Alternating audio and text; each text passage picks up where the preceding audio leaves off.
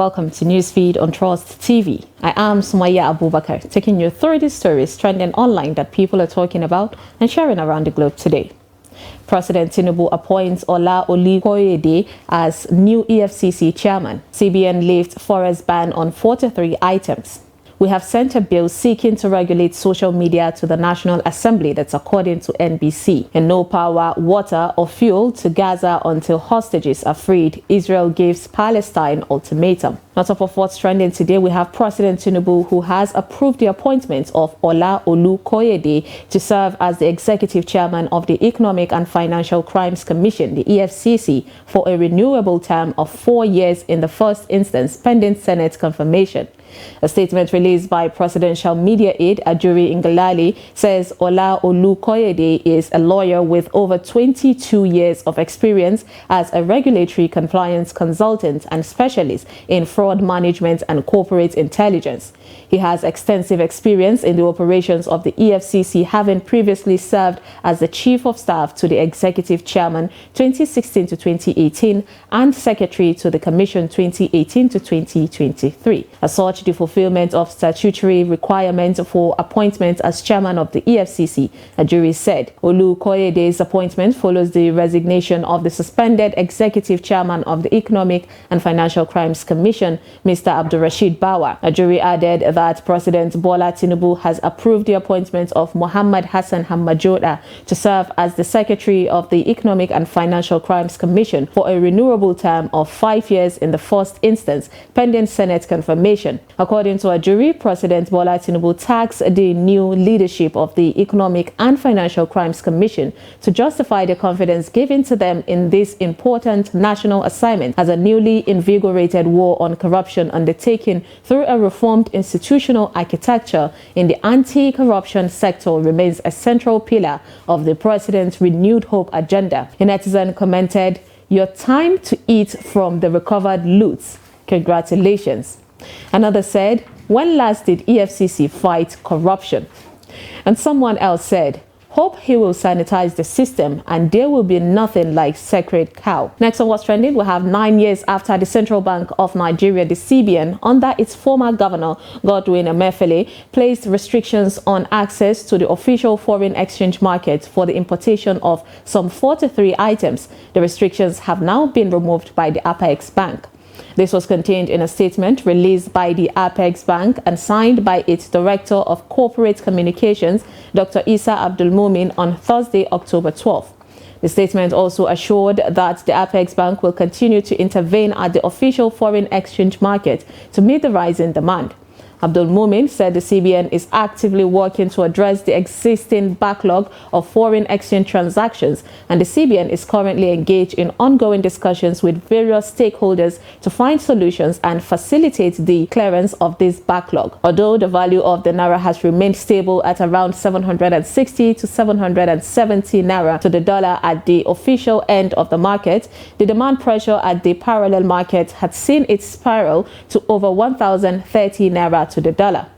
A netizen said, "This may temporarily bring down the price, but it will put pressure on the demand for dollar.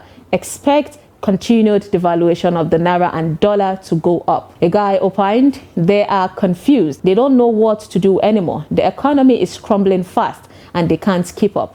Another guy wrote, "Oh my Lord, what hope is there for local manufacturers? How can you say importation of basic items that we should be producing to help create jobs will bring about competition? God, please save Nigeria."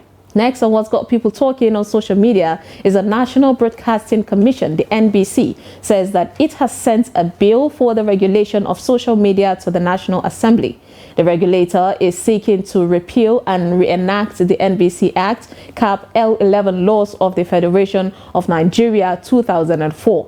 NBC Director General Balarabe Ilela disclosed this on Tuesday when he hosted Information Minister Mohammed Idris at the Commission's headquarters. Expressing his dissatisfaction that the current law does not give NBC the right to regulate social media, Mr. Ilela described the ills of social media as a monster. Ilela said that the Commission has the right to punish any broadcaster in line with the Act establishing the NBC. We have powers. We derive our powers from the Act, and we have the powers to sanction stations. We don't want to sanction. We prefer to bring them together for negotiation, for understanding, he said. We only apply sanctions when there is no way out. We don't want the stations or the stakeholders to see NBC as an enemy. If you mention NBC anywhere, the first impression is sanctions. In 2023, a total of 1,238 warnings were given, while during the same year, 6 different stations were penalized. On his part, the information minister said that the NBC should work with the media so that they do not see the commission as punitive. A netizen said they should also send a bill to regulate their looting. A lady opined, yeah, that is the most important thing. Once social media is regulated, the price of food will go down. And a guy added, free speech about to go out the window. Next on What's Trending, we have All Progressive Congress, who has reacted to the Labour Party presidential candidate in the 2023 election, Peter Obi's call for President Bola Ahmed Tinubu to reveal who he really is to Nigerians, following the certificate forgery allegations against him. Obi had also said that Nigerians deserve to know Tinubu's true name and everything relating to his educational career. Reacting to the claim, APC's publicity secretary Felix Moka accused Obi and People's Democratic Party's presidential candidate Atiku Abubakar of inventing a spurious and imaginary identity crisis to incite the public. The ruling party accused the 2 presidential candidates of polluting the public space with their consistent deception, adding that they have become accusers and judges in their cases against the president.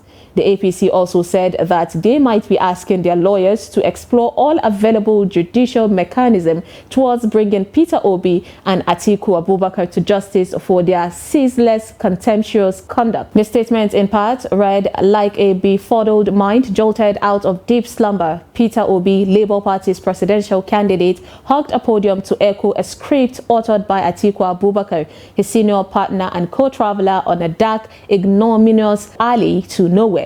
In his drivel, Peter Obi demanded that the president reintroduce himself to Nigerians as though the 8.9 million Nigerians who voted him last February's presidential election were not aware of the choice they made. A netizen commented, Mr. Peter Obi's speech always hits APC in their brain. Anytime he talks, APC cry like fowl. Someone said, salvage response from APC, game on.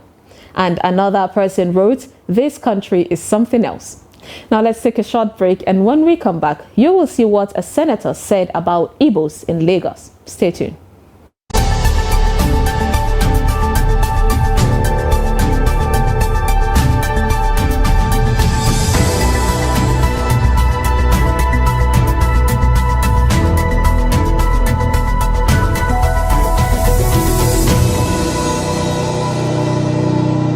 Welcome back. It's Newsfeed. Now, Senator representing Anambra South, Ifeanyi Ubah, has revealed that 80% of Igbos got their wealth from President Bola Tinubu's legacy in Lagos State. Lagos is Nigeria's commercial hub, and Tinubu governed the city between 1999 and 2007. According to the cable, Ubah speaking after he was formally received into the fold of the All Progressive Congress, the APC, on Thursday, October 12, 2023 in Abuja, said Tinubu has the capacity to govern Nigeria. He said, I want to be sincere. It has always been difficult for the Igbo people to key into the National Party because of our sentiments and emotions. Since our president has emerged, and I put that challenge to each Igbo man today in Nigeria, 70% to 80% of them derive their wealth from the legacy that the president has left in Lagos.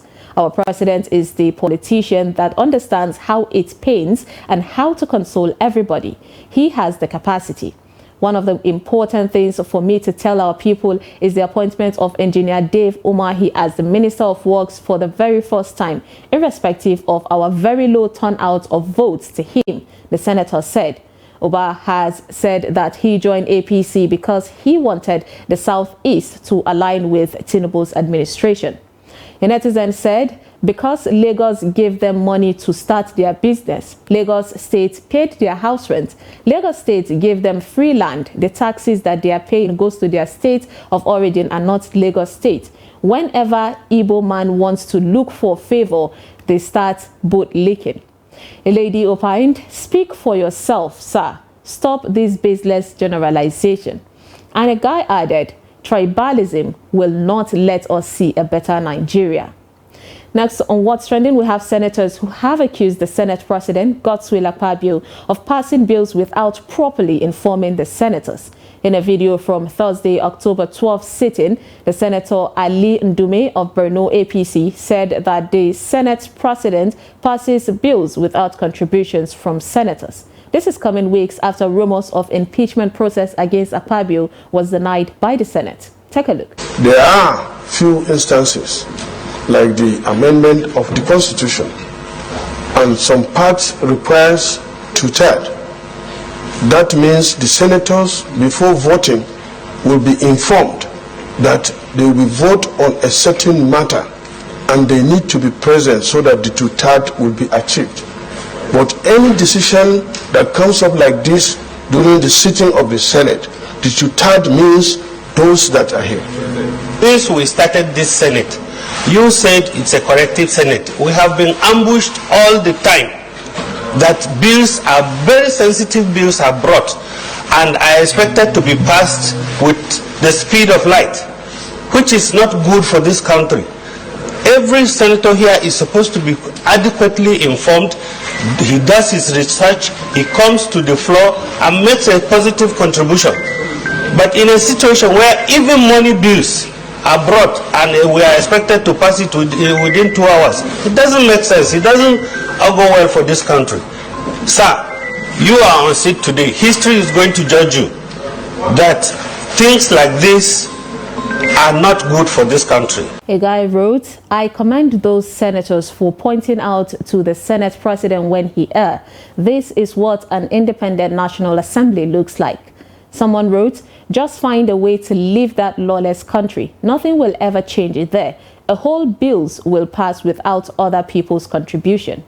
A lady opined, "Imagine this Senate President saying what they are passing is in the interest of Nigerians. So basically, he is ambushing the senators and not giving them time to research the bill on the floor." Next on What's Trending is the Israeli government, who has said that there will be no humanitarian break to allow power, water, food or fuel into Gaza Strip until all hostages held by Hamas militants are freed. Israel is preparing to launch a ground invasion into Gaza in response to the massacre carried out in 20 Israeli communities by the Palestinian group Hamas last weekend, during which dozens of hostages were also seized in the most serious escalation in the region for 50 years. The Energy Minister, Israel Katz, wrote on social media on Thursday, October 12, that no electrical switch will be turned on, no water hydrant will be opened, and no fuel truck will enter until the abductees were freed. Israel Defense Forces strikes, according to Al Jazeera, said fighter jets had attacked houses in several areas, and civil defense groups recovered the bodies of the dead. In some areas, residents were shifting through the rubble with their bare hands looking for survivors and bodies. The U.S. Secretary of State, Antony Blinken, landed in Tel Aviv on Thursday as part of the Middle East tour to show Washington's solidarity with Israel after a force plane loaded with U.S. munitions arrived in Israel on Wednesday night. Netanyahu has vowed to crush and destroy Hamas, and as of Wednesday night, he leads a newly formed unity government and war cabinet, including members of the opposition. A netizen commented, "Oh, so Israel has been giving Palestinians water, food and electricity, and they still went ahead to wish them otherwise. It is well. We pray for peace." Someone replied the comment with, "Palestinians gave them land and they forcefully took all the lands and imprisoned them and bombed their water and electricity supply so they can control them, and even went ahead and built a big wall around them, thereby controlling the movement for the past 80 years. They claim God gave them the land. Anyways, that is the life of Palestine. They just want their freedom. Do not believe the drama on the paid adverts." A lady said, "This is wrong though. Half of those Palestinians are children." And lastly, onto a funny video of a compilation video of babies who are great at mimicking game. Take a look.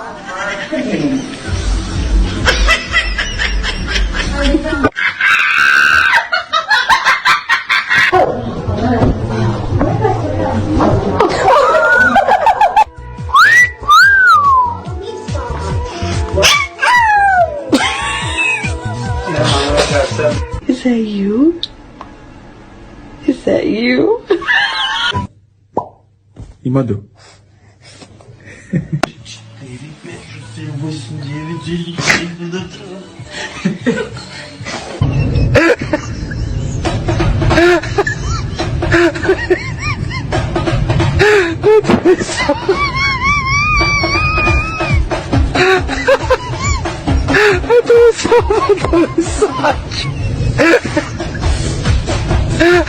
Now, those are the AI generation kids. And that is all on Newsfeed today on Trust TV. Follow us and subscribe to all our social media platforms: Facebook, YouTube, Instagram, and X.